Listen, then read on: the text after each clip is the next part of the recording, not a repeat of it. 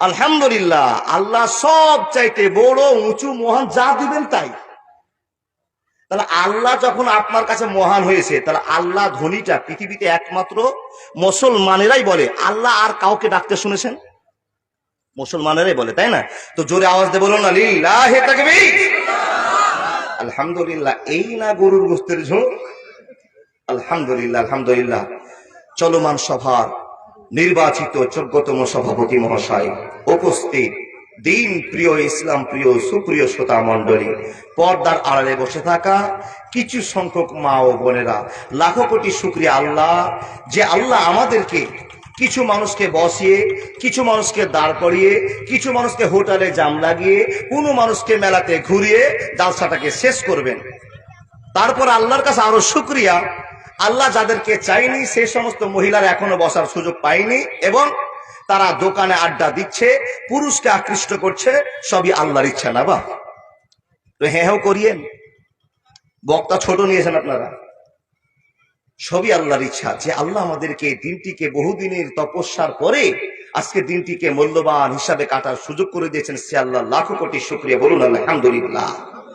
তারপরে পরে তা ভালোবাসার নবী, মায়ার নবী, বিশ্ব নবী, নবী মুহাম্মদুর রাসূলুল্লাহ সাল্লাল্লাহু আলাইহি ওয়াসাল্লামের প্রতি লাখো কোটি দুরূদ ও সালাম, শান্তির ধারা বর্ষিত হোক। আল্লাহুম্মা সাল্লি আলাইহি, আল্লাহুম্মা বারিক আলাইহি। সুপ্রিয় শ্রোতা মণ্ডলী, আপনাদের গ্রামে এ কটাই লোক না আর আছে? জি জি জি, বুঝতে পারছি। তাহলে আরো লোক আছে না করোনাতে মরে শেষ হয়ে গেছে? মরেনি, সব বেঁচে আছে। আল্লাহু আকবার। আল্লাহ বাঁচিয়ে রেখেছো, শুধু একটা সুযোগ করে দাও। আর কমিটি তো বড় চালাক দেখলাম মনে হচ্ছে গো বাবা, ছোট্ট একটা ফিল্ডে এত বড় অ্যারেঞ্জমেন্ট করে ফেলেছে। কমিটি জানে যে বুড়া ছাড়া ছোঁড়ারা বসবে না। কি গো দাদা, বয়স্ক মানুষ তো বসবে জালসা শুনতে, যুবকেরা বসবে না, তাই না বাবা? কিছু যুবক বসবে, আর এটাও জানে বয়স্ক মহিলারা বসবে, ইয়ং মেয়েরা ঘুরবে। ভুল আমাদের বাবা, ওদের দোষ নয়। চুম্মুক যেখানে থাকবে, লোহা সেখানে দৌড়তেই, কি বলেন, হ্যাঁ করেন, থাকবে। ওই লক্ষ্যটা যদি ভুল করে বসে যায়, তো কমিটিকে আরো 17টা প্যান্ডেল করতে হবে। যাক, যা করেছেন আলহামদুলিল্লাহ, সামনে বছর জালসা করিয়েন না, ওটাই ভালো। বলে মৌলানা এই কথাগুলো বলছেন কেন? ও আল্লাহর বান্দা, না বললে যে নয় গো বাপ। যে পরিস্থিতি, সমাজের যা অবস্থা, দেশের যা অবস্থা, মুসলমানের ইমানের যা অবস্থা, এটার নাম জালসা নয়। আল্লাহ তুমি আমাদেরকে বড় বুঝ দাও, আমরা যেন এই অন্যায়গুলো থেকে বেঁচে যেতে পারি। বলুন আল্লাহুম্মা আমিন। ভাই সকল, চলে এসছি, কথা বলবো ইনশাল্লাহ, আপনারা শুনবেন। লাখ লাখ লোকের তো দরকার নাই, হাজার লোকের দরকার নাই। জালসা শুনে যদি কিছু লোক আমল করে নেয়, তাহলে আলহামদুলিল্লাহ, আর কিছু চাই না। আল্লাহ এই লোকগুলো যারা আমরা বসে আছি, বাবা, আচ্ছা বলুন তো, আমরা জান্নাতের আশায় না জাহান্নামের আশায়? জান্নাতের, এক বাক্যে সবার ইচ্ছা জান্নাতে যাব, কিন্তু জান্নাত তো অত সহজ নয়। জান্নাতের কিছু ইবাদত করতে হবে, আমল করতে হবে। কাকে খুশি করতে হবে? জান্নাত নেবেন তো? কে কে? সবাই? যারা যারা নেবেন 2000 করে জমা দেন তো দেখি। জান্নাত তো ফ্রিতে পাওয়া যাবে না, একটা টিকিট কাটতে গেল 120 টাকা লাগবে, তার ভাত হবে, তাই না বাবা? আর জান্নাতের সম্পূর্ণ সুখ পাওয়ার জন্য অন্তত 2000 টাকার একটা টিকিট লাগবে, নিতে পারবেন না? বলে মৌলানা আসুক না সময়, ইনশাআল্লাহ নিয়ে নেবো। যাক, জান্নাত যখন নিবেন একটা পরিচয় দেন। আমরা এখানে যতটি মানুষ বসে আছি, অরিজিনাল মুসলমান না ডুপ্লিকেট মুসলমান এক্ষুনি চিনবো। ও বাবা, এশারের নামাজ কে কে পড়েছেন? একটু একটু হাত দেখাবেন। কিছু কিছু জল্লিন আছে, নামান আলহামদুলিল্লাহ।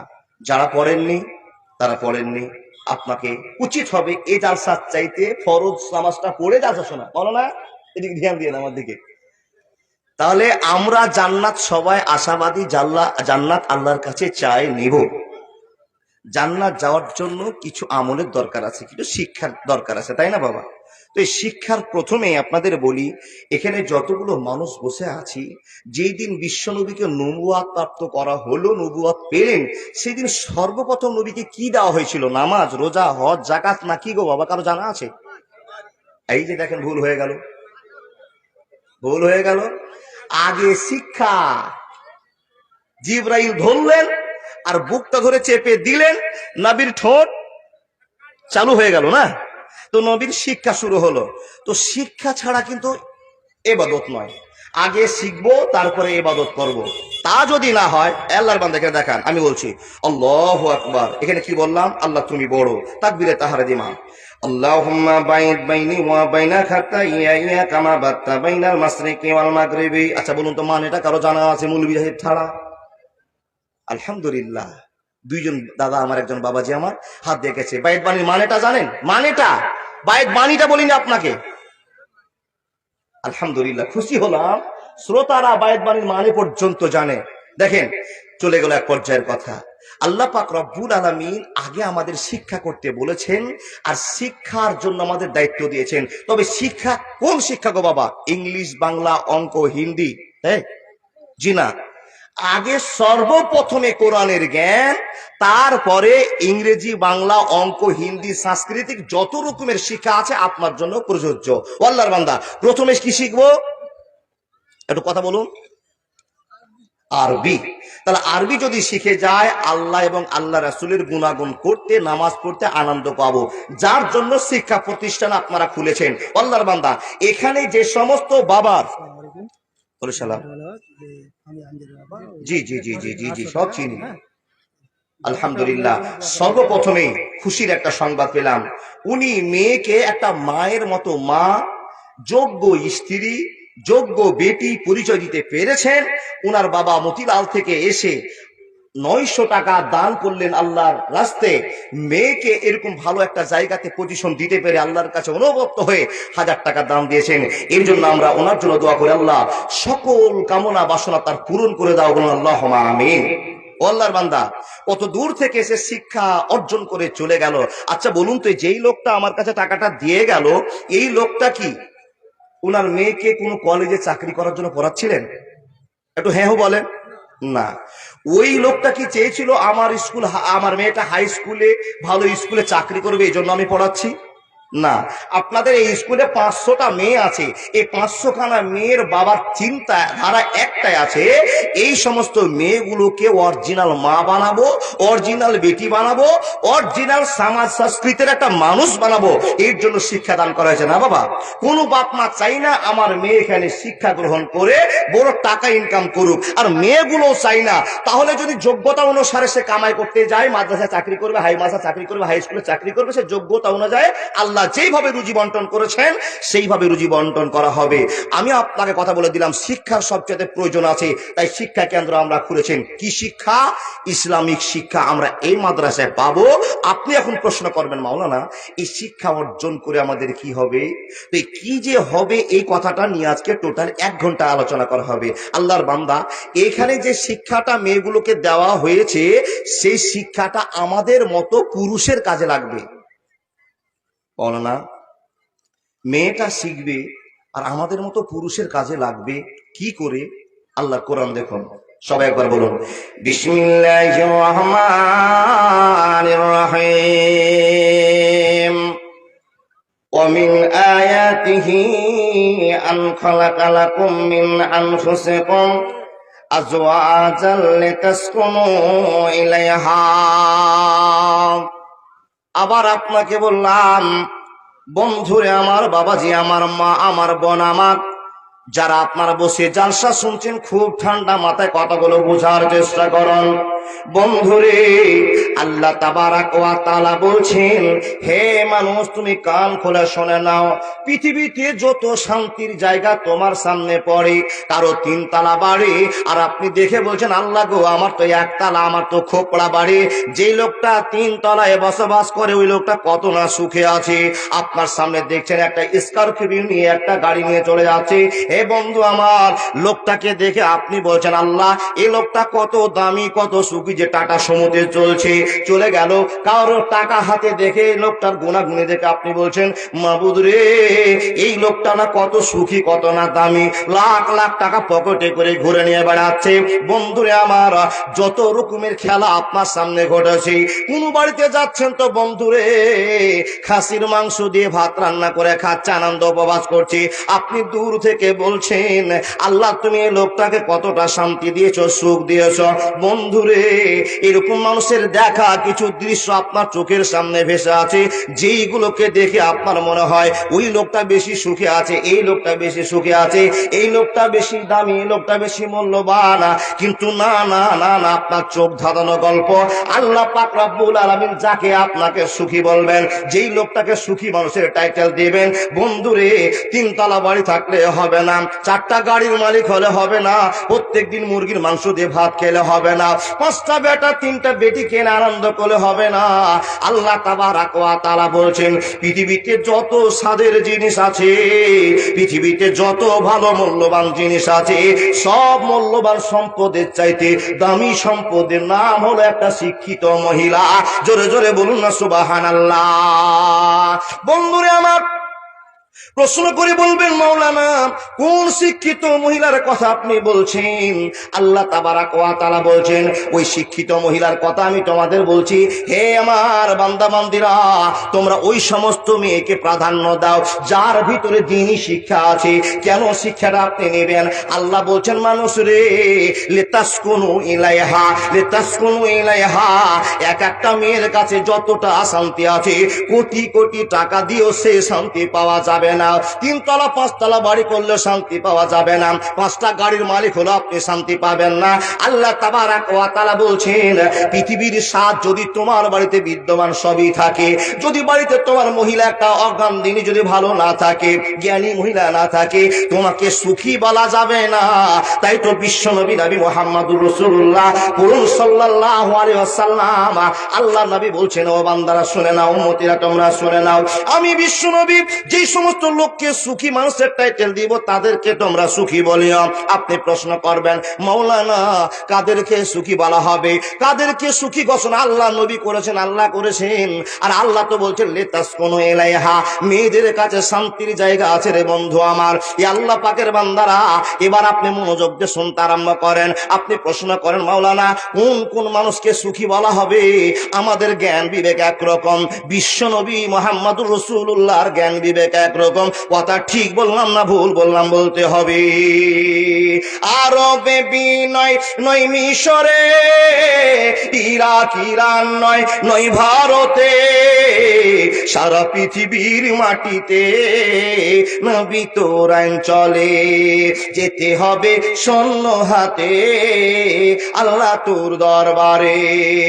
আরবে বিনয় নয় মিশরে, ইরাক ইরান নয় নয় জাপানে, সারা পৃথিবীর মাটিতে নবী তোর আইন চলে।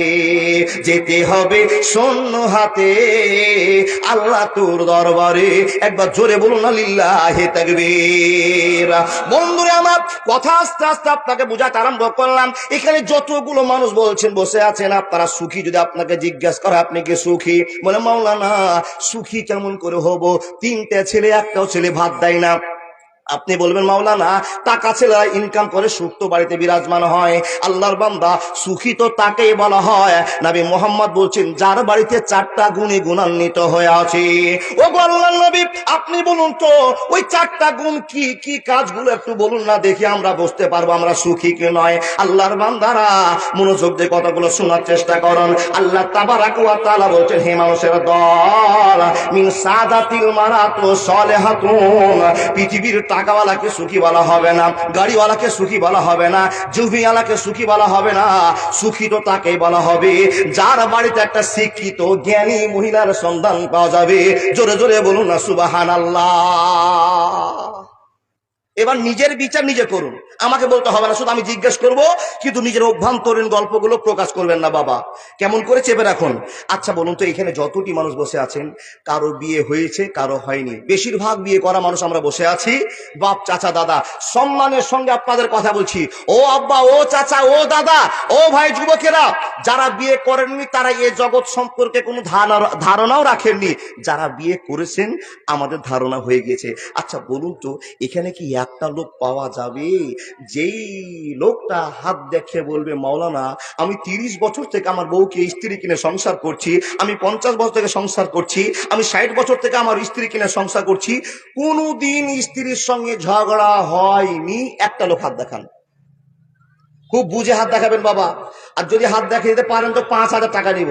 বিয়ে তো তোমার কালকে হয়েছে। সুবহানাল্লাহ, একটা জান্নাতি লোক পেয়েছে, 5,000 টাকা নিতে হবে। ইউটিউবার ভাই মুখলেসুর রহমান। তাহলে স্ত্রীর সঙ্গে কোনোদিন ঝগড়া হয়নি, একটাই পেলাম। আর আপনাদের চুপ থাকা মানে বুঝে নিব যে প্রত্যেকদিন বাড়িতে কাশ্মীর আর পাকিস্তান চলে। কি বলেন মাওলানা? আপনি বুঝে গেছেন যে মুলবি সে তো টাকা চাইছে, হাতটা দেখাবো না। ও বাপ, এটা ভিতরের গল্প, রেখে দেন। আপনার স্ত্রীতে ঝামেলা হয়নি, আপনার স্ত্রী আপনার সঙ্গে ঝামেলা করেনি, তো দেখে নেন ও মেয়েটা খাদিজার পরিচয় পাবে, ও আসিয়ার পরিচয় পাবে, ও মারিয়ামের পরিচয় যাবে, ও আল্লাহর বান্দি ও ফাতেমার পরিচয় পাবে। জি, পেয়ে গেছে একজন ছেলেকে।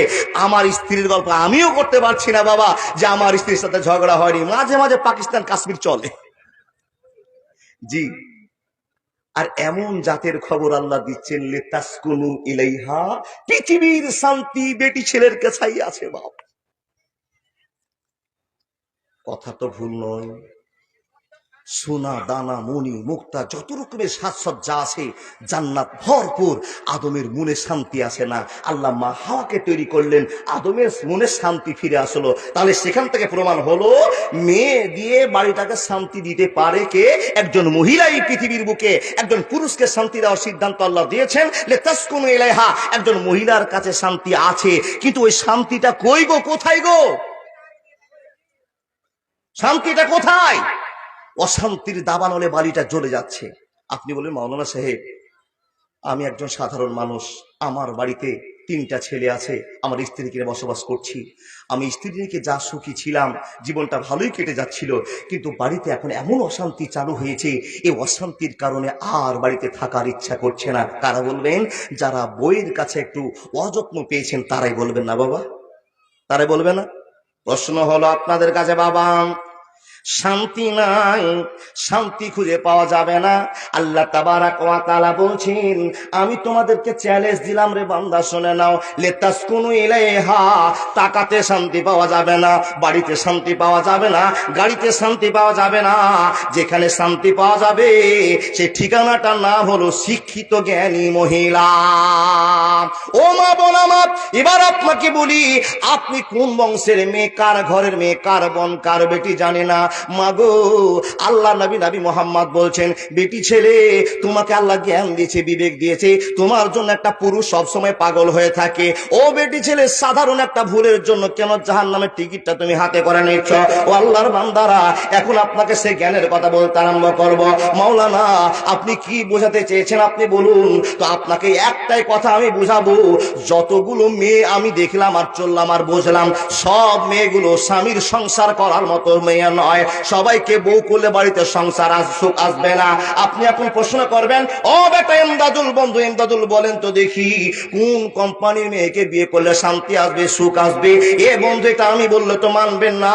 বিশ্বনবী নবী মুহাম্মদুর রাসূলুল্লাহ সাল্লাল্লাহু আলাইহি ওয়াসাল্লাম যদি বলেন তো মানবেন? তো মানবেন?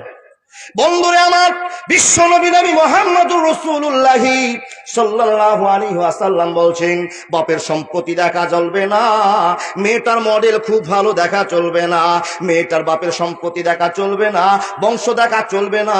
মেয়েটার ভিতরে যদি দ্বীনের পরিচয় থাকে, মেয়েটার ভিতরে যদি দ্বীনের জ্ঞান থাকে, কোরআনের জ্ঞান থাকে, রে বন্ধু আমার, ওই মেয়েটাকে বিয়ে করে নাও। পৃথিবীতে কোনোদিন অশান্তি হবে না, তোমার বাড়িতে শান্তি তরতে থাকবে। আপনি বলবেন মাওলানা মেয়েটা যে কালো, মেয়েটা যে দাঁত ভাঙা, মেয়েটাকে দেখতে ভালো লাগে না। ও আল্লাহর বান্দা, মেয়েটার কাছে জ্ঞান আছে। বন্ধুরে, একটা সুন্দরী মেয়েকে আপনি বিয়ে করলেন, আর বিয়ে করার পর আপনি জীবনটাকে শুরু করলেন বন্ধু। আর এই যে শখের মোবাইল আপনার বউকে দিলেন, আপনি বাড়ির বাইরে চাকরি করতে চলে যান, ব্যবসা করতে চলে যান, মাঠে চলে যান। বন্ধুরে আমার, মাঠ থেকে হঠাৎ করে স্ত্রীকে ফোন লাগিয়ে বলছেন জরিনা কি করছিস? তো জরিনা ওয়েটিং এ আছে। ওয়েটিং বুঝেন না? এই দেখেন বয়স্ক লোক মাথা ঝুঁকাচ্ছে গো, মানে ওয়েটিং বুঝে। আল্লাহু আকবার। দেখেন স্ত্রীকে ফোন দিচ্ছে, বিদেশে চলে গেছেন, ফোন দিচ্ছেন, বারবার রিং বাজছে না, যেন ব্যস্ত আছে ব্যস্ত আছি। ফোন কেটে স্ত্রী ধরে নিয়ে বললো কি হয়েছে বলো। স্বামী জিজ্ঞেস করলো কার সঙ্গে এত কথা বলে? বলে আমার চাচতো ভাইয়ের সাথে গোলমাল চলছে। বন্ধুরে আমার, সুন্দরী দেখে বিয়ে করলেন, আর মেয়েটা যদি আপনাকে সুখী করতে না পারে, সুখ দিতে না পারে, কথা মতো না চলে, কোটি টাকা কামাই করে বাড়িতে নিয়ে আসবেন, কিন্তু বাড়িতে ঢোকার সঙ্গে সঙ্গে অশান্তির ঝড় চালু হয়ে যাবে। ও আল্লাহর বান্দা বান্দিরা শুনে যান, কোন পুরুষ চাই না যে তার স্ত্রী কারোর সঙ্গে কথা বলুক, কারোর সঙ্গে গল্প করুক, কাউকে ফোনে ব্যস্ততা রাখুক, চাই না গো বাবা, চাই না। আর কোন মা বোনরা চাই না তার স্বামী ব্যস্ততা থাকুক, কিন্তু উভয়ের সমান সমান চলছে রে বন্ধু আমার। কান খুলে আপনি শুনে যাবেন। এ মা বোন, দাদা, বন্ধুরা আমার, আপনাদের উভয়কে নিয়ে আলোচনা শুরু করে দিলাম। আল্লাহ বলছেন লিতাসকুনু ইলাইহা, পৃথিবীর যত শান্তি মহিলাদের কাছে আমি বিদ্যমান করে রেখেছি। জোরে জোরে বলুন না সুবহানাল্লাহ। আজরাইলে খাই না ঘুষ, শুনো রে ও মানুষ, আজরাইলে খাই না ঘুষ, শুনো রে ও মানুষ। কি হবে কালো টাকার বাড়ি বানায়া বন্ধু, কি হবে হারাম টাকার বাড়ি বানায়া? আইছো খালি যাইবা খালি তিন টুকরা কাপড় লিয়া।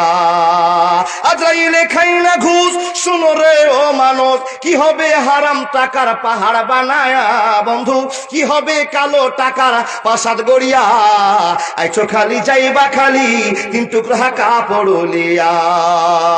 অর্থ সম্পদ ব্যাংক ব্যালেন্সের মিছে করো বড়াই, আজ মরিলে কাল দুই দিন মিছে ভবের লড়াই। নাম খ্যাতি সম্পদের পাহাড় যাবে না সঙ্গে তোমার, নাম খ্যাতি সম্পদের পাহাড় যাবে না সঙ্গে তোমার। কি হবে হারাম টাকার বাড়ি বানায়া বন্ধু, কি হবে কালো টাকার বাড়ি বানায়া? আইছো খালি যাইবা খালি তিন টুকরা কাপড় লিয়া। বন্ধুরে, হারাম টাকার প্রাসাদ বানালেন, ও আল্লাহর বান্দা, আল্লাহকে খুশি করতেও আপনি পারলেন না। জীবনটা সমূলে শেষ হয়ে যাবে, পৃথিবীরও শান্তি জুটলো না, হাসরের মাঠেও শান্তি মিলবে না। কি করতে হবে? আল্লাহ নবীর ফর্মুলাতে এবার চলতে হবে। ইয়া রাসূলুল্লাহ, আপনি আমাদের কি ফর্মুলা দিচ্ছেন? আপনি যে আমাদের ফর্মুলা দিয়েছেন, আপনাকে আমরা মডেল হিসেবে মেনে নিয়েছি। ইয়া রাসূলুল্লাহ, আমাদের সুখের সন্ধান, তারপরও খবর আসছে না কেন? আপনি শিক্ষিত মহিলা চিনতে ভুল করেছেন, বাড়িতে আপনার শান্তি আসবে না। শান্তি নিবেন তো কি করতে হবে? এরকম একটা শিক্ষিতা মহিলাকে নিয়ে যেতে হবে। ও বাপ, জ্ঞানী মহিলা যদি বাড়িতে থাকে, ওয়াল্লাহি আল্লাহর কসম বলছি, ওই মেয়ে স্বামীর যত রকমের অস্বস্তি হোক না কেন, অশান্তি হোক না কেন, একটা মেয়ে যথেষ্ট আপনার স্বামীকে, নিজের স্বামীকে সান্ত্বনা দেওয়ার মতো। একলাই যথেষ্ট। গোটা এলাকার লোক যতটা শান্তি একটা মানুষকে না দিতে পারবে, একজন মহিলা যদি তাকে সেই সময় শান্তি দিয়ে দেয়, তাই কাফি হয়ে যাবে। প্রমাণ, প্রমাণ, দামি মেয়ের প্রমাণ দেখে নেন। যেই মেয়েটাকে পাওয়া যায় মাদ্রাসাতে, সেই মেয়েটার পরিচয় দিয়ে নেন। ও বাপ জানেরা, খাদিজা রাদিয়াল্লাহু তাআলা আনহাকে চিনেন? চাচা ভুল হয়ে গেল গো, চিনেন? মাথা ঝুঁকাচ্ছে এদিকে। আচ্ছা, খাদিজাকে দেখেছে তার মানে আদমের পরে পরে আপনারই জন্ম নাকি? ঝোঁকে হয়ে গেছে মাওলানা। খাদিজা রাদিয়াল্লাহু তাআলা আনহাকে চিনি না জানি। চিনা আর জানার ভিতরে পার্থক্য আছে। চিনি মানে চোখে দেখেছি, আর জানি মানে কানে শুনেছি। তো খাদিজা রাদিয়াল্লাহু তাআলা আনহার কথা শুনেছি। আচ্ছা, খাদিজা রাদিয়াল্লাহু তাআলাকে আল্লাহ রাব্বুল আলামিন সালাম দিয়েছিলেন, এটা আপনারা জানেন? জানেন? জানেন। আচ্ছা, কি জন্য দিয়েছেন মা বোন শুনেন তো। আল্লাহ তাবারাক ওয়া তাআলা মা খাদিজাকে সালাম দিলেন, তো সালাম তো ফ্রিতে আর পাওয়া যাবে না। সারা পৃথিবীর রব আল্লাহ একজন মহিলাকে সালাম দিচ্ছেন, মহিলাটা আল্লাহকে কত খুশি করেছেন, এই দিকটা দেখতে হবে না বাবা? আগে সর্বপ্রথম দেখতে হবে মহিলাটা আল্লাহকে কি দিয়ে খুশি করেছেন। ও আল্লাহর বান্দা, আল্লাহকে যে মা খাদিজা খুশি করেছেন, তারপরে তো সালাম এসছে নাকি বলেন?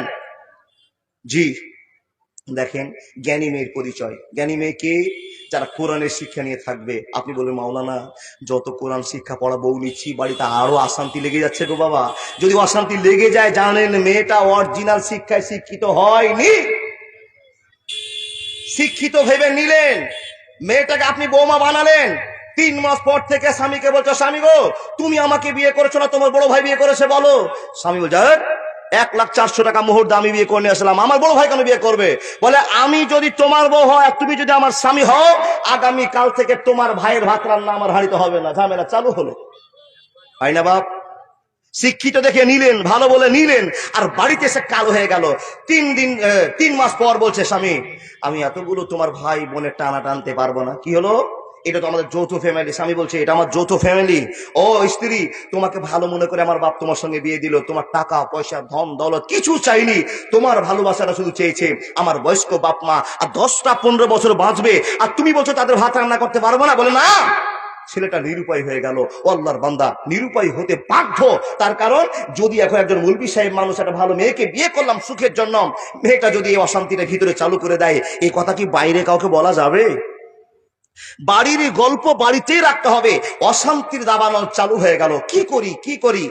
মেয়ে তো স্বামীর সঙ্গে কথা বলে না, স্বামীকে প্রাধান্য দেয় না, একলাই আনচান করে চলছে, বাড়িতে সুখ হারিয়ে গেল। একটা শিক্ষিত মেয়েকে নিলাম বটে, কিন্তু সুখ হারিয়ে গেল। ও মেয়ে, তুমি জান্নাতের আশা করিও না।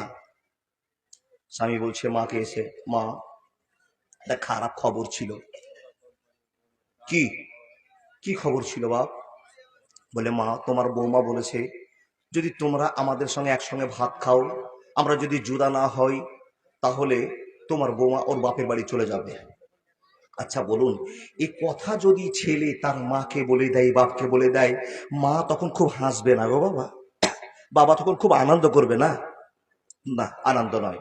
বন্ধু আমার, যখনই এই কথা শুনে নিবে, বাপের ছাদ ভেঙে যেন মাথায় বসে গেল। মার মাথাটা হেট হয়ে গেল। ব্যাটারে, তোকে কত কষ্ট করে মাস্টার বানালাম, প্রফেসর ডাক্তার বানালাম, তোকে মানুষের মতো মানুষ করলাম, তোর কাছে 2 দিন ভাত খাবো, পরবর্তীটা শান্তি নেব। এ বেটা, আর মেয়েটাকে তার জন্য তো বাড়িতে বিয়ে করে আনা হলো। ও কলিজার টুকরো, এ কথা শুনে তো আমার মনটা দুর্বল হয়ে গেল। তোমার বউ এ কথা বলতে পেরেছি। ছেলে বলছে মা, বলাটা দূরের কথা, অনেক বোঝাবার চেষ্টা করলাম, কোনো মতে মেয়েটা বুঝতে রাজি হলো না। মা তুমি ফায়সালা বের করে দাও। ও মা, আমি কি করব তুমি বলে দাও। মা তখন বলতে আরম্ভ করেছে, বেটারে, তোকে আমি 20 বছর ধরে কোলে পিঠে করে মানুষ করলাম, শান্তি দেওয়ার জন্য তোকে এত জায়গাতে আমি পড়ে মাস্টার ডাক্তার কারি বানালাম। বেটারে, তোর শান্তির জন্য যখন 20 বছর পার করতে পেরেছি, আর মাত্র 20 বছর পার করতে আমার কোনো অসুবিধা হবে না। হে বেটা, তুমি অন্য জায়গায় বাড়ি বানিয়ে নাও, তুমি জুদা হয়ে যাও, আলাদা হয়ে যাও। হে আল্লাহর বান্দা, মাসখানেকের ভিতরে বাড়িটা ফেটে চুরমার হয়ে গেল, তছনছ হয়ে গেল। মানুষের দাঁড়ালাম প্রশ্ন আপনার কাছে, মেয়েটাকে ভালো দেখে আপনি বিয়ে নিয়ে আসলেন, বেটার বউ বানালেন, আপনার 3 মাসের পর অশান্তি চালু হয়ে গেল। মানুষ রে, শান্তি পাওয়া গেল না, শান্তি পাওয়া গেল না।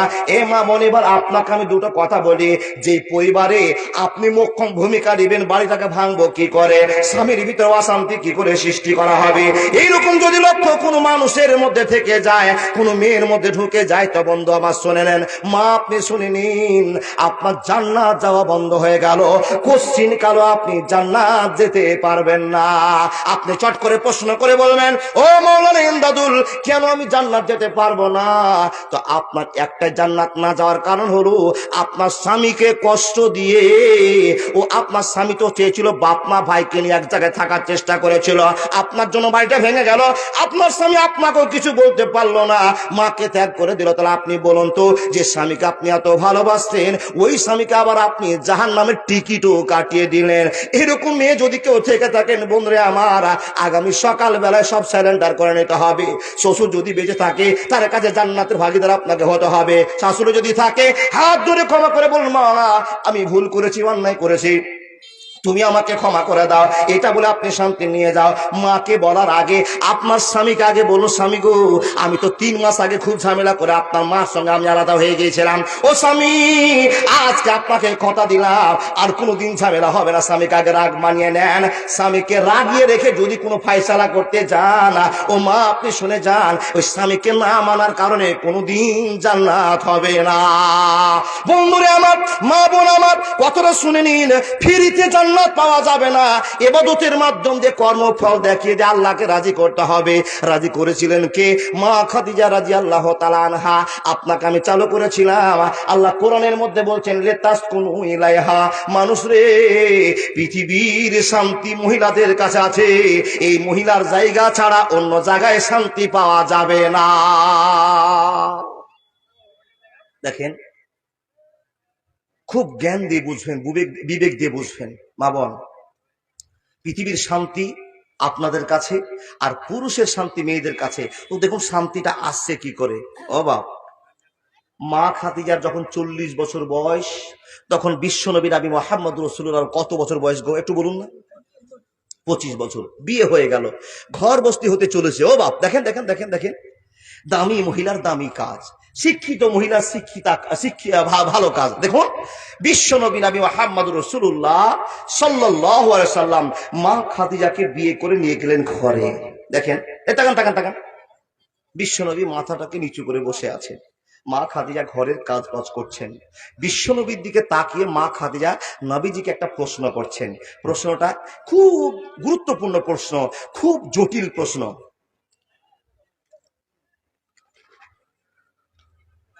কি প্রশ্ন? বিশ্বনবী টকবগে যুবক, 25 বছরের, আর আমি 40 বছরের একটা বয়স্কা মহিলা। আল্লাহ নবীকে লক্ষ্য করে মা খাদিজা বলছেন, মোহাম্মদ, ও ভালোবাসার প্রিয় পাত্র, আপনি কি টেনশনে পড়ে গেলেন? আপনার কি মাথায় কাজ করে না? নবীজি, আপনি কেন এই ভালো রাতটাতে, সুন্দর রাতটাতে, পৃথিবীর দামি রাতটাতে কেন আপনি মাথাটা নিচু করে বসে আছেন? ও স্বামী মোহাম্মদ, আপনার মাথা নিচু করার কারণটা তো আমি নিজেই বুঝতে পারছি। আপনার মাথাটা নিচু করার কারণটা আমি ধরতে পারছি, আন্দাজ করতে পারছি। জ্ঞানী মহিলার জ্ঞানী কথা, কত দামি মহিলা ছিলেন। বন্ধুরে, ফিরিতে তো সালাম পাওয়া যাবে না, জ্ঞানী কাজ করেছে। কি কথা বলছেন নবীজিকে? ও নবী মোহাম্মদ, আমি একজন 40 বছরের বয়স্কা মহিলা আর তুমি একজন 25 বছরের যুবক, তাই তো আমাকে বিয়ে করে তুমি খুশি হতে পারোনি, এই জন্য তোমার মাথা নিচু হয়ে আছে, এই জন্য তোমার টেনশন কি বেড়ে গিয়েছে। বন্ধুরে আমার, এই প্রশ্ন যখনই করা, বিশ্বনবী মাথা তুলে যেও না খাদিজার দিকে তাকিয়ে বলতে আরম্ভ করেছে, রে খাদিজা, এই কথা বলিও না, এই কথা আমার সামনে আর বক্তব্য রাখবে না, এই কথা শোনার মতো যোগ্যতা আমার নাই, ক্ষমতা নাই। খাদিজা রে, আমি তো অন্য একটা ধারণা করছিলাম, চিন্তা করছিলাম, আর তোমার মনের কল্পনা জল্পনা অন্যরকম চালু হয়ে গিয়েছে। বিশ্বনবীকে প্রশ্ন করা হলো, নবী গো, তাহলে এত সুন্দর রাত আপনার এরকম থাকার কারণটা কি? এত নরম হয়ে থাকার কারণটা কি? আজকে তো পৃথিবীর শ্রেষ্ঠ রাত আপনার জীবনে, কিন্তু আমার জীবনে তো আমি অনেক রকমের দিন পার করেছি। ও নবী মুহাম্মদ, থাকার কারণটা আপনি বলে দেন। বিশ্বনবী বলছেন, রে খাদিজা, যখন আমার আপনার সঙ্গে বিয়ার একটা সম্বন্ধ ছিল, তখন আমি একটা পরপুরুষ ছিলাম, তুমি একজন পর মহিলা ছিলে। শুধু 3টা আয়াতের মাধ্যম দিয়ে তুমি আমার জীবন সঙ্গিনী হয়ে গিয়েছ। রে খাদিজা, আমার মাথায় তখন থেকে একটা টেনশন চালু করছে। খাদিজা, তুমি রাজার মেয়ে, রাজা, তোমার তো সীমা নাই টাকার। খাদিজা, তুমি কেমন করে আমার মধ্যে একটা গরিব ছেলেকে বিয়ে করে নিলে? ও খাদিজা, আমার তো এটাই টেনশন, আজকে যদি তুমি আমাকে বাদ দিয়ে কোন রাজার ছেলেকে প্রস্তাব দিতে, তো রাজার ছেলে তোমাকে বিয়ে করার জন্য রাজি হয়ে যেত, কোন চাকরিওয়ালাকে বললে তো সঙ্গে সঙ্গে রাজি হয়ে যেত। খাদিজা রে, এমন একটা দুর্বল ছেলের সঙ্গে তুমি বিয়ে পুষলে, এমন একটা গরিব ছেলের সঙ্গে তুমি একটা বিয়ের সম্বন্ধ করলে। রে খাদিজা, একটা সোনার তোমাকে কানের দিতে পারলাম না, একটা নাকের দিতে পারলাম না, ভালো স্পেশাল কোম্পানির একটা শাড়ি তোমাকে কিনে দিতে পারলাম না, আমি ওই টেনশনে ভুগছি।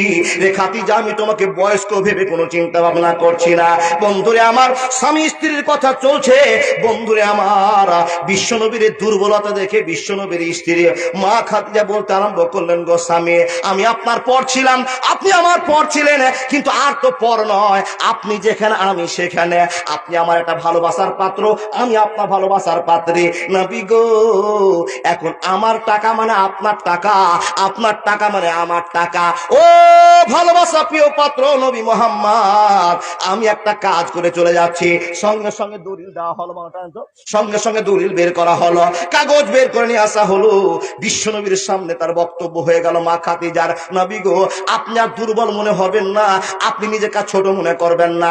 আপনি আমার স্বামী, পৃথিবীতে যত লোক আছে এই লোকের চাইতে আপনি এখন আমার কাছে মহাপুরুষ, মহাপুরুষ। ও আল্লাহর নবী, আমার যত টাকা, আমার যত গোডাউন, আমার যত বকরি, আমার যত উট, আমার যত সম্পত্তি, আমি সহকারে আমি আপনাকে সব আল্লাহর রাস্তায় দান করে দিলাম। জোরে জোরে বলুন আলিল্লাহি তাকবীর।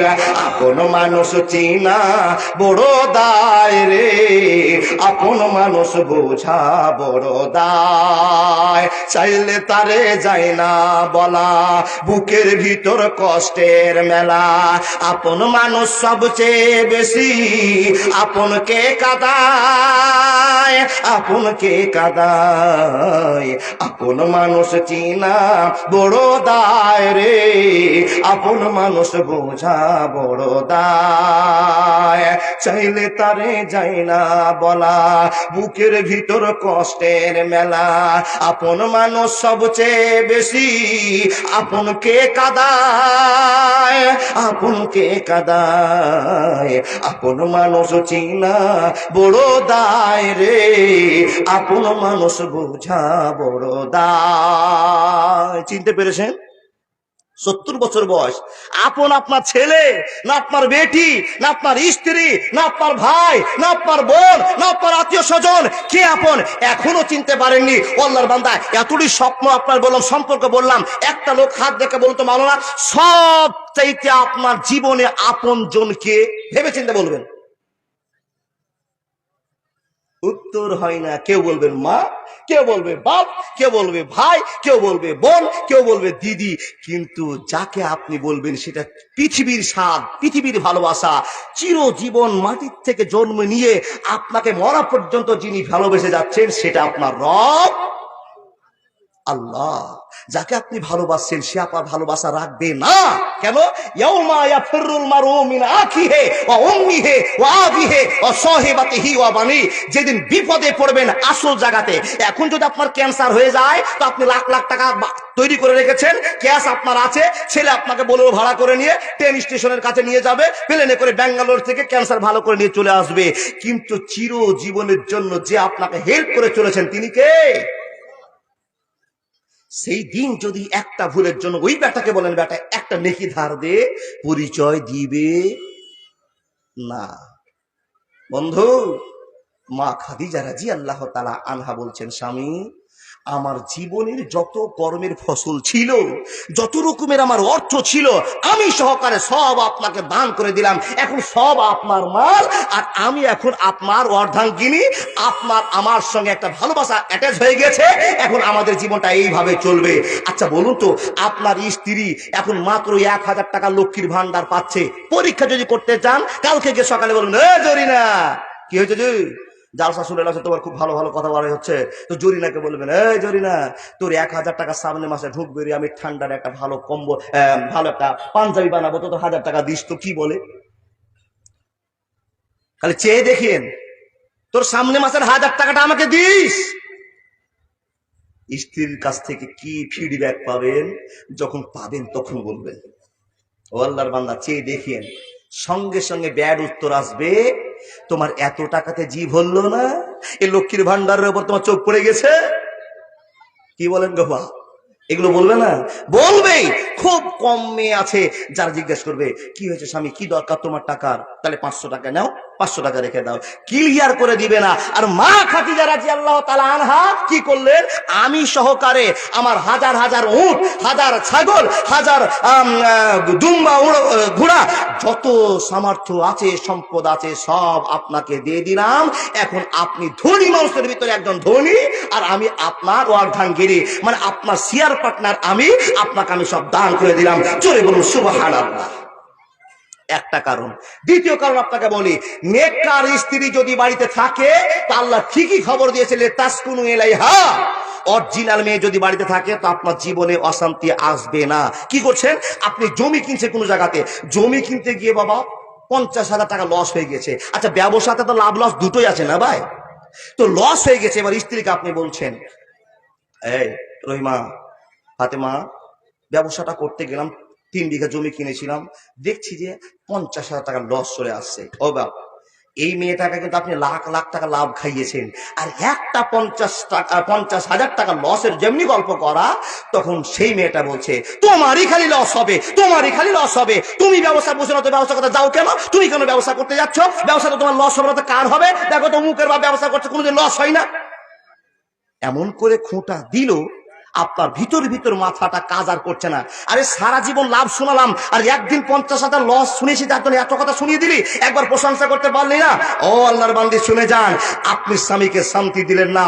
দূর থেকে এসে আপনার স্বামী আপনাকে কোনো একটা জিজ্ঞেস করেছে, সেই জিজ্ঞেস করা কথাটাকে আপনি মাপেন, ওজন করেন, তারপর মুখ থেকে কথা বের করে আপনার স্বামী কিসে শান্তি পাবে, কিসে শান্তি হবে, সেরকম প্রশ্নটা আপনি উত্তরটা ফিরিয়ে দেন। খবরদার ঝটপট করে স্বামীকে উত্তর দিয়ে মনটাকে মাতিয়ে দিবেন না, উৎকৃষ্ট করে দিবেন না। আল্লাহর বান্দা বান্দিরা মনোযোগ দেন। খাদিজার কথা আপনাকে শুরু করেছি। মা, আপনি এবার জ্ঞান তুলুন। বিশ্ব নবীকে পাহাড়ে নিয়ে যাওয়া হলো, নবীজি ধ্যান করতেন। ওই ধ্যান করা পাহাড়টার নাম কি বলো না? গারে হেরা। বিশ্ব নবীকে বাড়িতে ভালো লাগে না। দেখেন কেমন ভালোবাসার স্বামী। বিশ্ব নবী প্রত্যেক দিন ওই পাহাড়ে যেতেন। স্বামী মোহাম্মদ খাদিজাকে প্রশ্ন করছেন, খাদিজা, আমাকে বাড়িতে ভালো লাগে না, টেনশন মনে হচ্ছে। খাদিজা এক বাক্যে নাবিজিকে বলছেন, নাবি গো, বাড়িতে ভালো লাগছে না, কোন জায়গাতে আপনি শান্তি পাবেন, সেই শান্তির জায়গাটা আমাকে একটু সন্ধান দেন। কে বলছেন? মা খাদিজা বলছেন। বন্ধু আমার শুনুন, মা আমার শুনুন, বিশ্বনবী সব সময় সুবহানাল্লাহি ওয়া বিহামদিহি, সুবহানাল্লাহিল আযীম ওয়া বিহামদিহি, আস্তাগফিরুল্লাহ, লা ইলাহা ইল্লাল্লাহ, হাসবুনাল্লাহু ওয়া নি'মাল ওয়াকিল, আল্লাহুম্মা হাসিবনি হিসাবান ইয়াসিরা, লা ইলাহা ইল্লা আনতা সুবহানাকা ইন্নী কুনতু মিনাজ জালিমিন। সুবহানাল্লাহ, আলহামদুলিল্লাহ, লা ইলাহা ইল্লাল্লাহ তাসবিহ করে যায়, করে যায়, করে যায়, করে যায়। বিশ্বনবী মা খাদিজাকে বললেন, রে খাদিজা, আমার বাড়িতে থাকতে মনটা চাইছে না। খাদিজা জিজ্ঞেস করলেন, ওগো স্বামী, কেন মন চাইছে না? আপনি কোন জায়গায় শান্তি পাবেন? তো মা খাদিজাকে নবীজি বলছেন, আমি গারে হিরাতে শান্তি পাই, ওখানে গিয়ে ওখানে বসে থাকতে ভালো লাগে। বিশ্বনবীকে শান্তি দেওয়ার জন্য মা খাদিজা বলছেন, স্বামী গো, বাড়িতে যদি আপনাকে টেনশন মনে হয়, খারাপ লাগে, তো যেখানে শান্তি লাগে আপনি সেইখানে চলে যান। বিশ্বনবী তাই শুরু করে দিলেন। বন্ধুরে আমার, কত দামি মহিলা, কত জ্ঞানী মহিলা। আপনাকে যদি আপনার আমি এখন এসে বলেন, ওরে জরিনা, রহিমা, ফাতেমা, আমি আর বাড়িতে ভালো লাগে না, কাম করতে ভালো লাগে, আমি দিনটা কেমন করে কাটাবো, তো আপনাকে খুঁটা দায়ক কথা বলবো, আপনার মনটা অশান্তি হবে। বিশ্বনবীকে বলছেন, স্বামী গো, চিন্তা করবেন না, টেনশন করবেন না, আপনাকে গারে হিরাতে যদি ভালো লাগে তো ওখানে গিয়ে আপনি সময় পার করে আসেন। বন্ধুরে আমার, মজার কথা তো সেখানে আছে, মজার কথা তো সেখানে আছে। নবী মুহাম্মদ যখন বাড়ি থেকে বেরিয়ে যেতেন, তখন বিশ্বনবীর স্ত্রী মা খাদিজা এক বোতল জল ব্যাগে ভরে দিতেন, দুটো খেজুর থাকলে ভরে দিতেন, একটু ছাতু খাওয়ার থাকলে ভরে দিতেন, যা প্রয়োজন আছে নাবির দিয়ে দিতেন। যদি খাওয়ার বাড়তে অসুবিধা হয়ে যেত, দিতে যেদিন পারতেন না, বন্ধুরে ইতিহাস প্রমাণ করে 3 কিলোমিটার বাড়ি থেকে দূরত্ব একটা জায়গা, মা খাদিজা স্বামীকে কত ভালোবাসতেন। নিজের ব্যাগের ভিতরে খাওয়ার নিয়ে আর পানি নিয়ে নবী মুহাম্মদকে পৌঁছে দিতে যেতেন। জোরে জোরে বলুন না সুবহানাল্লাহ। বন্ধুরে আমার, কেমন দামি স্বামী আর কেমন দামি মহিলা পেয়েছিলেন বিশ্বনবী। কোনো কাজ নাই, কর্ম নাই, শুধু সুবহানাল্লাহ, আলহামদুলিল্লাহ করে গারে হিরাতে নবী বসে আছেন, আর নিজের স্ত্রী মা খাদিজা খাবার তৈরি করে নবীর জন্য বহন করে নিয়ে যাচ্ছে। নবী কি দিয়ে চলে আসলেন? বন্ধুরে আমার, প্রায় যেতেন আর আসতেন, যেতে আর আসতেন। এই করতে করতে করতে করতে বন্ধুরে আমার, যেদিন বিশ্বনবীর 40 বছর বয়স পুরে গেল, নবুয়তের টাইম হয়ে গেল, নবুয়ত প্রাপ্তর দিনটায় নবী মুহাম্মদ চলে গিয়েছেন।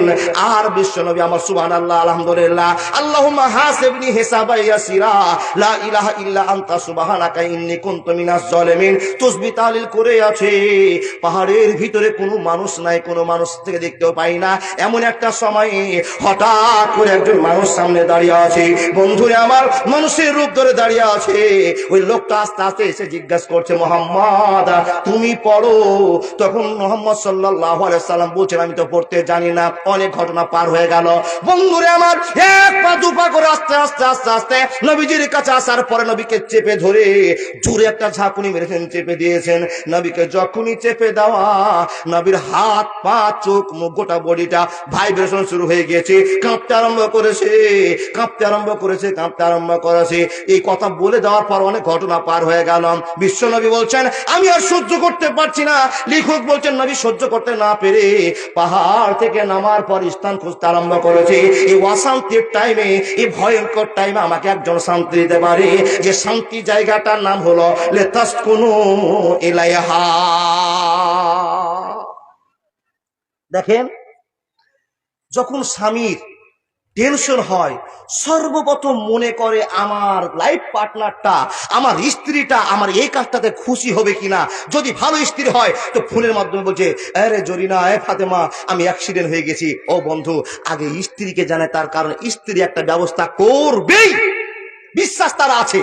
দেখেন, বিশ্বনবী সেই ভয়ঙ্কর দৃশ্য জীবনে ঘটে গিয়েছে, কোনোদিন সেই লোকটাকে দেখা যায়নি। ওই লোকটাকে সামনে দেখে ওই লোকটা এসে আমাকে চেপে দিল, গোটা হাত পা কাঁপতে আরম্ভ করেছে। নবী কাঁপতে কাঁপতে কাঁপতে কাঁপতে, যেটা আসল ঠিকানা, আমি খাদিজার কাছে না গেলে শান্তি পাবো না।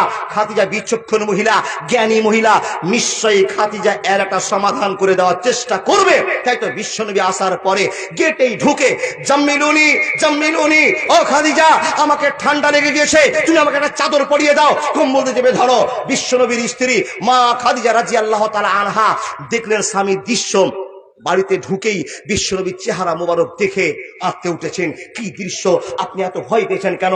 সঙ্গে সঙ্গে ভালোবাসার জালে জড়িয়ে নিয়ে নবীকে বিছানায় দিয়ে গেলেন, শুইয়ে দিয়ে ঢেকে দিলে, স্বামীকে চেপে ধরে গল্প চলছে। এ আল্লাহর বান্দা স্বামীকে জিজ্ঞেস করছেন, ওগো মুহাম্মদ, আপনি তো প্রত্যেক দিনে নাই, আজকেও সুন্দরভাবে গেলেন আর আসলেন, কি হয়ে গেল, কি হয়ে গেল, এরকমের কারণটা কি? যখন এই কথা বলতে আরম্ভ করেছেন, নবী মুহাম্মদ স্থির অনুভব করার পর গল্প করছেন, খাদিজা, এমন একটা মানুষকে গাড়ে হিরাতে আমি দেখলাম, জীবনে কোনোদিন দেখতে পাইনি, জীবনে কোনোদিন তাকে আমি দেখিও নি। এই লোকটার কাজটা এই করে দিল। খাদিজা রাদিয়াল্লাহু তাআলা আনহা মাথা টনকে বলছেন, এ নবী মুহাম্মদ, যে পাগলের জন্য তোমাকে বিয়ে করেছিলাম, সেদিনটা চলে এসেছে আমার জীবনে। হে মুহাম্মদ, তুমি চিন্তা করিও না, চিন্তা করিও না। কি হয়েছে, কি হয়েছে? সম্পূর্ণ ঘটনাটা শোনার পর মা খাদিজা মাথা নড়িয়ে বলছেন, স্বামী গো, আপনি টেনশন করবেন না, আপনার রব আপনাকে ঠগাবে না। জোরে জোরে বলুন না, লিল্লাহি তাকবীর। স্ত্রীর এই কথা শুনেই বিশ্বনবীর অর্ধেক জ্বর ভালো। কেন? আমার স্ত্রী বলছেন যে আপনার রব আপনাকে ঠগাবে না। যদি প্রশ্ন করে বিশ্বনবী, খাদিজা কেমন করে বুঝতে পেরেছ আমাকে আল্লাহ ঠগাবে না? নবী মুহাম্মদের স্ত্রী মা খাদিজা বলছেন, স্বামী গো, আপনার ব্যবহার আমি চিনি, জানি। আপনি গরিবকে দেখলে আপনি চোখের জল ধরে রাখতে পারেন না। স্বামী মুহাম্মদ, আপনি ফকির দেখলে আপনি থামতে পারেন না। আপনি বিধবার জন্য সেবা করার জন্য পাগল হয়ে যান। আপনি আত্মীয় স্বজনের সঙ্গে কোনোদিন গন্ডগোল করতে চান না। নিজের লস স্বীকার করে আপনি পড়োশীকে প্রাধান্য দেন, আত্মীয় স্বজনকে প্রাধান্য দেন। যে লোকটা এত ভালো, ওই লোকটাকে আল্লাহ দিন ঠগাবে না। বন্ধুরে আমার, এই দৃশ্যের কথা শোনার পর মা খাদিজা জ্ঞান দিতে আরম্ভ করেছেন। নবী আস্তে আস্তে ভালো হচ্ছেন, নিজের জ্ঞানটাকে ফিরিয়ে নিয়ে আসছেন। মা খাদিজা বলছেন, আমি একটা চালাকি করলাম, এই চালাকির কথা আপনাকে মিনিটের মধ্যে বলে আমার দৃশ্যের দিকে ফিরে যাব। বন্ধুরে আমার, মা খাদিজা রাদিয়াল্লাহু তাআলা আনহা চালাকি করে বলছেন, নবী গো, যে লোকটাকে আপনি গাড়ে হিরাতে দেখেছিলেন, পাহাড়ে দেখেছিলেন, এই লোকটাকে কি আমাদের আশেপাশে কোনদিন দেখেছিলেন? এখন দেখা যাচ্ছে নাকি? নবী মোহাম্মদ চোখ খুলে দিয়ে তাকালেন। বন্ধুরে আমার তাকার পর মা খাদিজা রাদিয়াল্লাহু তাআলা আনহাকে বললেন, ওরে খাদিজা, যে লোকটাকে দেখেছি ওই লোকটাকে দেখে মনে হচ্ছে আমার সামনে সামনে ঘোরাঘুরি করছে, আবছা আবছা মনে হচ্ছে। নবীর ভয় তখনও কাটেনি। মা খাদিজা রাদিয়াল্লাহু তাআলা আনহাকে বিশ্ব নবী বলছেন, রে খাদিজা, তোমার জ্ঞান পেয়ে তো আমার মনে একটু শান্তি হয়ে গেল, আমার জ্বরটা একটু কমে গেল। কিন্তু খাদিজা, আমার কথা আরেকবার তুমি শোনো। কি কথা শুনবো বলা দাও? বলে, খাদিজা রে, আমাকে একটু ট্রিটমেন্টের ব্যবস্থা করো, ডাক্তার কবিরাজের ব্যবস্থা করো, আমার অবস্থা বড্ড খারাপ লাগছে। জ্ঞানী মহিলার জ্ঞানী কাজ। কার কাছে নিয়ে যাব? কার কাছে নিয়ে যাব? তো যেমন তেমন ডাক্তারের কাছে তো নিয়ে যাওয়া হবে না বাবা। ডাক্তারের কাছে এখন গেলেই তো ট্রিটমেন্ট হাত ধরে বলবে, তোমার ছেলের ক্যান্সার হয়ে গেছে, আর পেটে ছোট একটা হাত গ্যাসের ব্যথা বাবা, সঙ্গে সঙ্গে বলে ক্যান্সার হয়ে গেছে। বড় বড় ডাক্তাররা চিন্তা ভাবনা না করে আগে আপনাকে 10,000 খরচ করাবে, তারপর ওষুধ দিবে। এই জন্য তো বলি, আগেকার দিন কি ফিরে পাবো আর আমরা, আগেকার দিন কি ফিরে পাবো আর। আগেকার ডাক্তারেরা ছিল না এত চিটার, হইলে জ্বর জারি লাগাইতো থার্মোমিটার। আগেকার ডাক্তারেরা ছিল না এত চিটার, হইলে জ্বর জারি লাগাইতো থার্মোমিটার। বগলে চেপে ধরে 2-3 ঝাড়া মেরে দেখে বলতো 104। আগেকার দিন কি ফিরে পাবো আর আমরা, আগেকার দিন কি ফিরে পাবো আর। প্যারাসিটামল একটার চারা না, ভালো হয়ে গেলে বেশি খাবা না। প্যারাসিটামল একটার চারা না, ভালো হয়ে গেলে বেশি খাবা না। জ্বর একটু বেড়ে গেলে কটরিম দিয়ে দিলে, জ্বর একটু বেড়ে গেলে কটরিম দিয়ে দিলে 2 দিন পর জ্বর থাকতো না। আগেকার দিন কি ফিরে পাবো আর আমরা, আগেকার দিন কি ফিরে পাবো আর। বন্ধুরে কথা বলতে আরম্ভ করলাম, ওই দিন পার হয়ে গিয়েছে। এখন যদি কোনো অসুখ হয় সঙ্গে সঙ্গে এমবিবিএস ডাক্তারের কাছে যায়, আর গ্রাম্য ডাক্তারের চিকিৎসা হয় না রে বন্ধু। সেই রকমই মা খাদিজা রাদিয়াল্লাহু তাআলা আনহা নিজের স্বামীকে নিয়ে চললেন ওয়ারাকা বিন নওফালের কাছে। জি, একবার ঘন্টা বেজে গেছে। ওয়ারাকা বিন নওফাল একজন বড় শিক্ষিত পণ্ডিত মানুষ, তার ঝাড় ফুঁকো কাজ ছিল না। কথা ওয়ারাকা বিন নওফাল নামটা মনে রাখবেন। মা খাদিজা নিজের স্বামীকে নিয়ে গিয়ে ওয়ারাকা বিন নওফালকে বলছেন, ও চাচতো ভাই ওয়ারাকা বিন নওফাল, আমার স্বামীর এই এই ঘটনা একটু তদন্ত করো তো, একটু চেক করো তো, আমার স্বামীর কি হয়েছে। ও বন্ধু দেখুন, এবার সে জ্ঞানী লোক নবীর কথা শুনে আগের ইতিহাসকে দাঁড় করছেন। তাওরাতের জ্ঞান, জব্বুরের জ্ঞান, যে জ্ঞানটা তার কাছে আল্লাহ দিয়েছিলেন, সে জ্ঞানকে খাটিয়ে নিয়ে তখন মাথা নড়িয়ে বলছেন, খাদিজা, যে যে কথাগুলো শুনলাম আর তুমি বললে আর তোমার স্বামী মোহাম্মদ বলছো, এই কথাটা ইঙ্গিত করে তোমার স্বামীর খবর আল্লাহ ভালো করে দিয়েছে। আমি যেই খবর তোমাকে দিতে পারি, এক বাক্যে 100-এর মধ্যে 100 খবর দিতে পারি, তোমার স্বামীকে রব ঠগায়নি, তোমার স্বামী নবুয়ত প্রাপ্ত হতে চলেছে। জোরে বলুন সুবহানাল্লাহ। নিয়ে চলে আসলেন বাড়িতে। অনেক গল্প পার হলো, বিশ্বনবীকে শান্তি দিলেন। নবী গো, একটাই কথা আপনাকে বলেছি, আল্লাহ আপনাকে ঠগাবে না। যে লোকটা বিধবার দুঃখ দেখে সহ্য করতে পারে না, এতিমের দুঃখ দেখে সহ্য করতে পারে না, মাদ্রাসা মসজিদের জন্য লাখ লাখ টাকা, হাজার হাজার টাকা দান করে তাদের কোনো ঠগাবে না। বন্ধুরে আমার স্বামীকে ঠান্ডা করে দিল। এখন আপনার কাছে প্রশ্ন রে বাপ, দাদা, কাকা, বন্ধু আমার, ভালো করে শুনে যান। আপনি শান্তি নেওয়ার জন্য স্ত্রীর কাছে প্রস্তাব রাখলেন, কিন্তু স্ত্রী যদি দামি না হয়, আপনি আরো শান্তিটা দ্বিগুণ অশান্তি বেড়ে যাবে। বন্ধুরে, তাই তো আমার মা বোনকে বলবো, মা, জান্নাত নিতে হলে আপনার স্বামীর সেবা করে জান্নাত নিতে হবে। এ বন্ধু বর, আপনি তো ভুল করে দিয়েছেন। এখন যুবকেরা প্রশ্ন করে, মাওলানা, এখন আমি বিয়ে করি, এখন আমার 18 বছর বয়স, 24 বছর বয়স, আমার 26 বছর বয়স, বিয়ে করেনি, মাওলানা কাকে করব? তো আমি এক বাক্যে নবীর কথাটাই বলবো। নবী কাউকে প্রাধান্য না দিয়ে বললো, যেই মেয়েটার কাছে শিক্ষিত জ্ঞান আছে, কোরআনের জ্ঞান আছে, তার নম্রতা প্রমাণ আছে, আছে, ওই মেয়েটাকে বিয়ে করে নাও, জীবনে শান্তি মিলে যাবে, কোনদিনও অশান্তির কবলে তুমি পড়বে না। বন্ধুরে আমার, আপনি বলবেন মাওলানা ওই মেয়েটাকে কোথায় পাওয়া যাবে? বন্ধুরে আমার, সেই মেয়েটার একটা স্থান, সেই জায়গাটাতে একটা ঠিকানা, সেই মেয়েটা হলো আপনার মাদ্রাসার মেয়ে। মাওলানা আপনি বলেন তো সব মাদ্রাসার মেয়ে কি একই হবে? হ্যাঁ হ্যাঁ হবে। একজন মহিলাকে যদি আপনি শিক্ষিত বলে নিয়ে যান, কমপক্ষে আপনার পরিবারটাকে ইসলামিক লেভেলের মধ্যে জীবন কাটাতে পারবে, এই শিক্ষিত মহিলাকে আপনার প্রস্তাব দিয়ে বিয়ে করতে হবে। বন্ধুরে এই কথাটা আপনার মাথায় রাখতে হবে। বিমানের চিন্তা করবেন না, বংশমর্যাদা চিন্তা করবে না, সুন্দরের আপনি চিন্তা করবেন না, শুধু দেখেন দিন আছে কিনা। এই জন্য যদি গল্প করতে যায় তারও 2 ঘন্টার গল্প করা যাবে না, গল্প করার টাইম নাই। মানুষ এই মাদ্রাসার দিকে লক্ষ্য করতে হবে। যতগুলো বাপ তার মেয়েকে মাদ্রাসায় পড়াচ্ছে, ওই মেয়েটাকে শিখার একটা জায়গা আছে, ওই মেয়েটা যেন স্বামীর সেবা করে। এই আল্লাহর বান্দা কথা ঠিক বললাম না ভুল বললাম? যত বাপ মারা মেয়েকে পড়াচ্ছে, ওই মেয়েটার জন্য তার একটা বড় জায়গা আছে। আমার মেয়েটা কোরআন শিখবে, নবীর হাদিস কোরআনকে শিকার পরে, শ্বশুর শাশুড়িকে ভালোবাসবে, স্বামীকে সেবা দিবে, পৃথিবীর মানুষের সঙ্গে সৎ ব্যবহার করবে, এটার জন্য মেয়েটাকে মাদ্রাসায় পড়তে দেওয়া হয়েছে। এই মাদ্রাসার মহিলারা যখন আপনারা কিংবা তোমরাকে সম্বোধন করে বলি, যদি তোমরা শ্বশুর বাড়িতে যাও রে বোন, কোনদিন তোমার শ্বশুর বাড়ি তোমার কাছে যেন খোটা না পেয়ে যায়। স্বামীকে প্রচুর ভালোবাসবে, তোমার জন্য একটা দেশকে খবর দিতে হবে। তোমার মতো একজন মহিলা এলাকার মহিলাকে পরিবর্তন করে দিতে পারে, তুমি একজন পারো। ও মহিলা, একটা ফাতেমা গোটা বিশ্বের রেকর্ড হয়ে আছে, আসিয়া বিশ্বের রেকর্ড হয়ে আছে, খাদিজা বিশ্বের রেকর্ড হয়ে আছে, শুধু তাই নয় মারিয়ম বিশ্ব রেকর্ড হয়ে আছে। এই মহিলাদের দলেরা তোমার যে জায়গাতে বিয়ে হবে, ওই চারো পরিবেশটাকে তোমাকে এক লাই কাজ করে সফল হতে হবে। এটাই তোমার কাছে বার্তা দিচ্ছি। আর যত যুবক আছে দাদা বন্ধুরা আমার কান খুলে শোনে নেন, ওই মেয়েটাকে বিয়ে করবেন যে মেয়েটাকে আপনাকে জ্ঞানী নম্র ভদ্র মনে হয়েছে।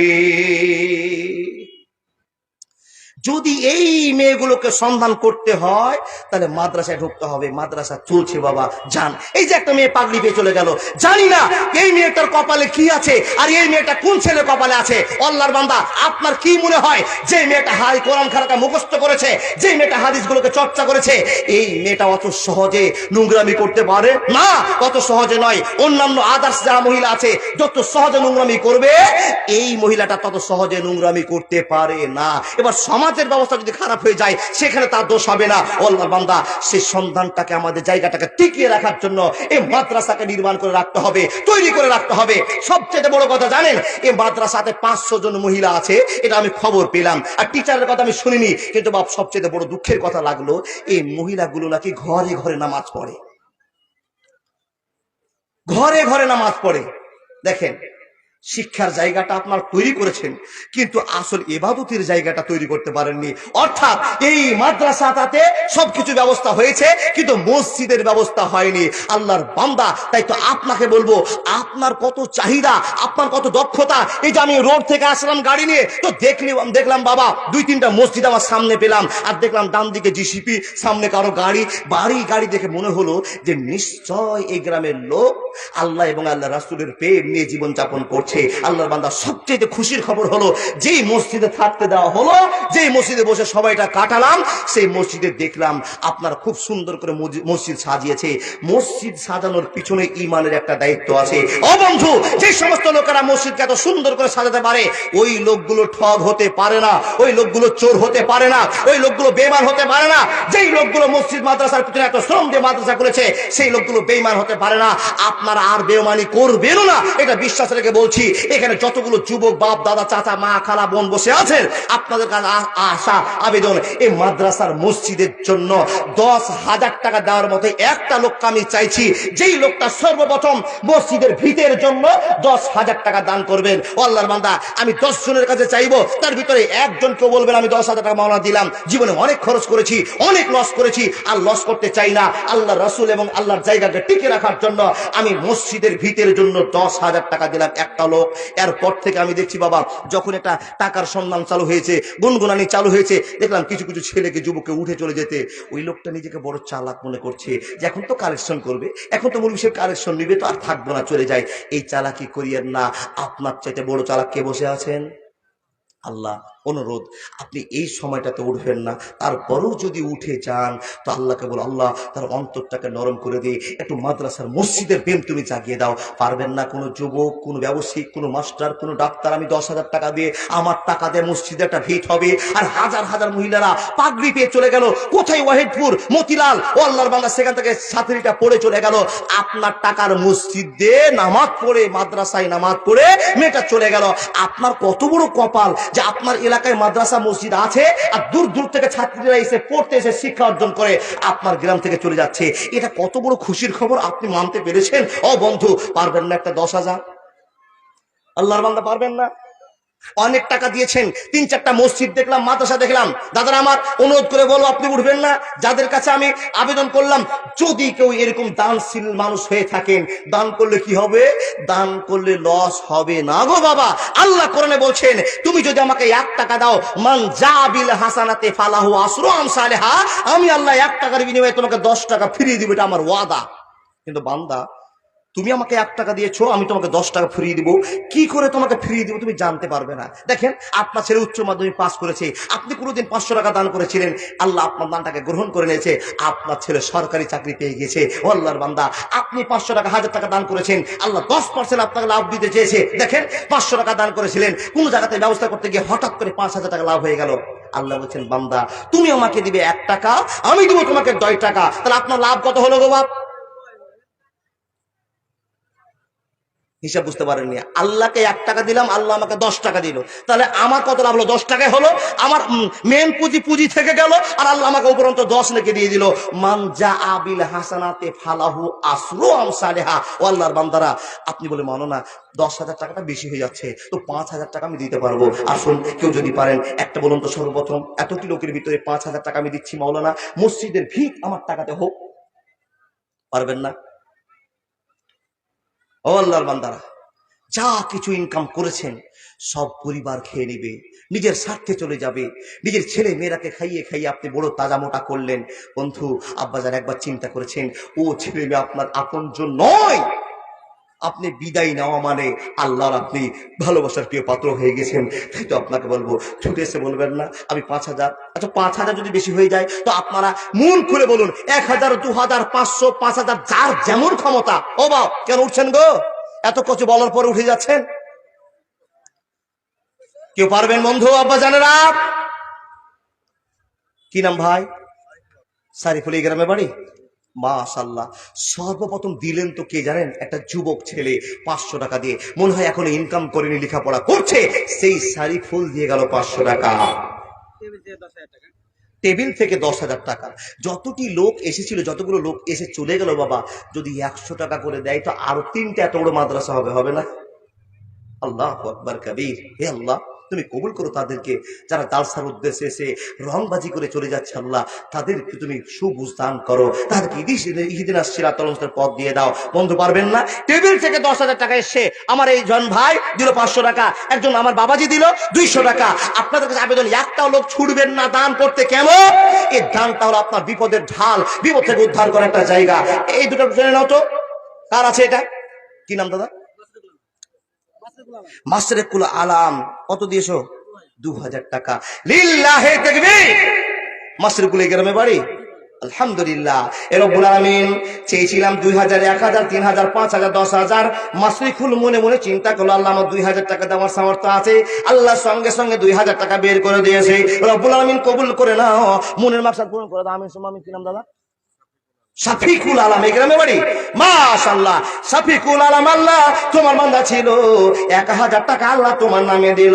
আর একজন বাল্লা আল্লাহ এখানেতে এসে 500 টাকা দান দিল তুমি ভালোবেসে। আমার একজন বাবা যে আবার আল্লাহ 500 টাকা দান করে গেল। ইয়া আমার রাহিমিন, ইয়া জালাল আকরাম, ইয়া আল্লাহ টাকার ঝড় চালু হলো, যেই জায়গায় জালসা যাচ্ছে সে জায়গাতে এত টাকা আল্লাহ দান করছে মানুষেরা। মাবুদ, তোমার ভয় অন্তরে মানুষের ঢুকে গিয়েছে, কবুল করে নাও। আল্লাহুম্মা সাল্লি আলাইহি, আল্লাহুম্মা বারিক আলাইহি। নয়, যেখানেই জালসা গো বাবা 5 লাখ 10 লাখ 3 লাখ উঠতেই আছে। দিচ্ছে কে? আপনার মতো আমার মতো মানুষগুলো দিয়ে দিয়ে আল্লাহ সে টেবিলকে ভরে দিচ্ছে। হে রব, তোমাকে দেখাবার উদ্দেশ্যে তুমি আমার প্রতি খুশি হবে, এই জন্য 500 1000 2000 করে টাকা দান করছে। আল্লাহর বান্দারা, আপনারা বসে থাকবেন না। মাওলানা টাকা দান করে কি লাভ হবে? 1 নম্বর লাভটা বললাম, আল্লাহ আপনার টাকাটা আপনাকে ঘুরিয়ে দিবে, বিনিময়ে জান্নাত দিবে। আর আল্লাহ আরেক জায়গাতে বলছেন, এ বান্দা তুমি যদি এই 100 টাকা দাম দিয়ে দাও, আরেকটা কৌশল, একটা গাছ লাগিয়ে যখন সরষার গাছটা বের হলো, দেখেন সরষার গাছটা বের হলো, একটা সরষা একটা গাছ হলো, আর সরষাটা বড় হয়ে ডালপালা হয়ে অনেক সরষা হলো। আল্লাহর নবী মুহাম্মদ রাসূলুল্লাহ পরম সাল্লাল্লাহু আলাইহি সাল্লাম বলছেন, যা আল্লাহ যা বলছেন, হে আমার উম্মত উম্মতিরা, হে বান্দা সকল শুনে নাও, তোমাদের সেই ফসলটা, সেই টাকাটা 3 গুণ নয় 10 গুণ নয়, কত হাজারে পরিণত হবে আমি আল্লাহ জানি, তোমরা তা জানো না। বাপজান আসুন, 1000 2000 যার চলে যাচ্ছেন, বিনীত আবেদন অন্তত 1 মাস থাকবেন না। ফোন পের মাধ্যমে কত দিবেন দাদা? কি নাম? মাসিদুর রহমান। মাশাআল্লাহ, জাযাকাল্লাহ। মাসিদুর রহমান সাহেব আমার দাদা টাকা ফোন পের জন্য দেওয়ার জন্য প্রস্তুত হয়ে গেছে। কি দিল ভাইটা? নজরুল 100 টাকা দিয়েছে। কে এটা বাবা? নজরুল। মাশাআল্লাহ, এ রব্বুল আলামিন তোমার বান্দা নজরুল ইসলাম সাহেব আল্লাহ 1000 টাকা দান করে রব্বুল আলামিন কবুল করে না। ইয়া রাব্বুল আলামিন, আল্লাহ গো তোমার একজন বান্দা আল্লাহ ফোন পের মাধ্যমে টাকার ব্যবস্থা করে দিল। মাদ্রাসা মসজিদের কত প্রেম, হে আল্লাহ রাব্বুল আলামিন, এই শিক্ষা প্রতিষ্ঠানের উপরে কত গুরুত্ব।